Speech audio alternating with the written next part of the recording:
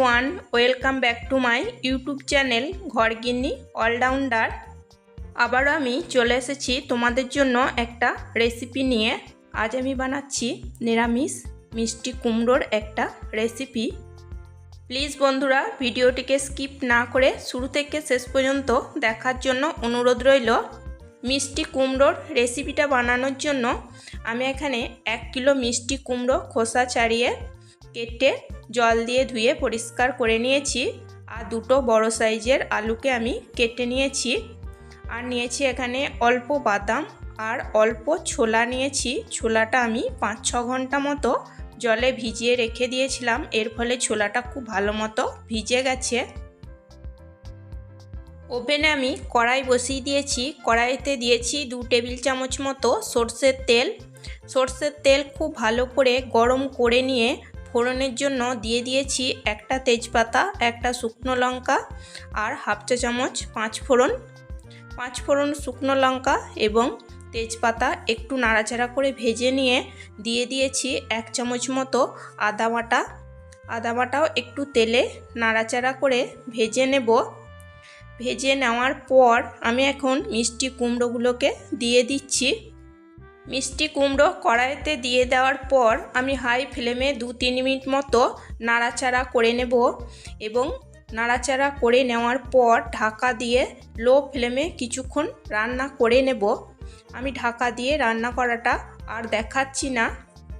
বন্ধুরা, আমার রেসিপি যদি তোমাদের ভালো লেগে থাকে তাহলে একটা লাইক করে দিও, সাবস্ক্রাইব করো, কমেন্ট করো আর প্রচুর শেয়ার করে আমার পাশে থেকো। লো ফ্লেমে আমি ঢাকা দিয়ে 4-5 মিনিট মতো রান্না করে নিয়েছি। দেখো, মিষ্টি কুমড়ো আর আলু খুব ভালো মতো কষানো হয়ে গেছে এবং অনেকটা নরমও হয়ে গেছে। এখন আমি দিয়ে দেব 1 চামচ ধনে জিরের গুঁড়ো, 1 চামচ হলুদের গুঁড়ো আর টেস্ট অনুযায়ী নুন, আর দিয়ে দেব হাফ চামচ মতো Kashmiri red chilli powder. Kashmiri red chilli powder দিয়েছি শুধুমাত্র একটা সুন্দর কালার আসার জন্য। তোমাদের ইচ্ছে হলে দেবে, না হলে না দিলেও কোনো অসুবিধা নেই।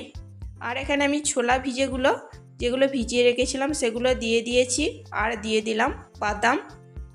এবার আমি মশলাটাকে খুব ভালো করে নাড়াচাড়া করে কষিয়ে নেব।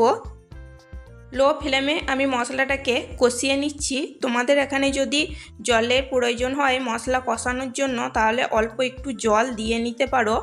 আমার এখানে কোনো জলের প্রয়োজন হবে না, তাই এরকমভাবেই আমি কষিয়ে নিচ্ছি। দেখো বন্ধুরা, লো ফ্লেমে আমি মশলা খুব ভালো করে মিষ্টি কুমড়োর সাথে কষিয়ে নিয়েছি এবং মশলার কাঁচা গন্ধও চলে গেছে। এখন আমি দিয়ে দেব প্রয়োজন মতো গরম জল।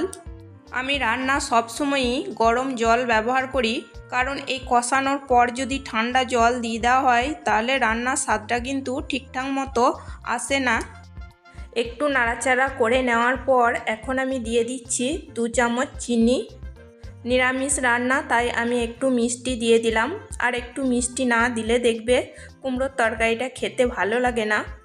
এখন আমি দিয়ে দিলাম একটা চেরা কাঁচা লঙ্কা। ঝালটা তোমরা তোমাদের পছন্দ মতো দিয়ে নেবে। নাড়াচাড়া করে আমি খুব ভালো করে মিশিয়ে নেব এবং ঝোলের মধ্যে ডুবিয়ে দেব কুমড়ো এবং আলু খুব ভালো মতো সেদ্ধ হওয়ার জন্য। এখন আমি ঢাকা দিয়ে গ্যাসের ফ্লেম মিডিয়াম রেখে কিছুক্ষণের জন্য রান্না করে নেব। 5 থেকে 6 মিনিট মতো আমি মিডিয়াম ফ্লেমে রান্না করে নিয়েছি। এখন আমি ঢাকা সরিয়ে নিয়েছি, একটু নাড়াচাড়া করে নিচ্ছি। দেখো, কুমড়ো এবং আলু খুব ভালো মতো সেদ্ধ হয়ে গেছে। কুমড়ো খুব তাড়াতাড়ি সেদ্ধ হয়ে যায়, কিন্তু আলু সেদ্ধ হতে একটু সময় লাগে। এখন আমি দিয়ে দেব হাফ চামচ সানরাইজের মিক্স মশলা পাউডার আর দিয়ে দেব হাফ চামচ সানরাইজের গরম মশলা পাউডার। এরকমভাবে নিরামিষ কুমড়োর তরকারি করলে কুমড়োর তরকারিটা খেতে খুবই ভালো লাগে। নিরামিষ দিনে তোমরা অবশ্যই এরকমভাবে কুমড়োর তরকারি বানিয়ে নিতে পারো। গরম ভাতের সাথে কিংবা রুটি, পরোটা, লুচির সাথে এরকমভাবে নিরামিষ কুমড়োর তরকারি বানিয়ে খেতে পারো। সানরাইজের মিক্স মশলা পাউডার এবং গরম মশলা আমি কুমড়োর তরকারির সাথে খুব ভালো করে মিশিয়ে নিয়েছি। ব্যাস তৈরি হয়ে গেছে ছোলা এবং চিনে বাদাম দিয়ে কুমড়োর তরকারি। এখন আমি নামিয়ে নেব। আজকের মতো এই পর্যন্তই। আবার আসবো অন্য কোনো নতুন রেসিপি নিয়ে। সবাই সুস্থ থাকবে, ভালো থাকবে। চলো টাটা, বাই।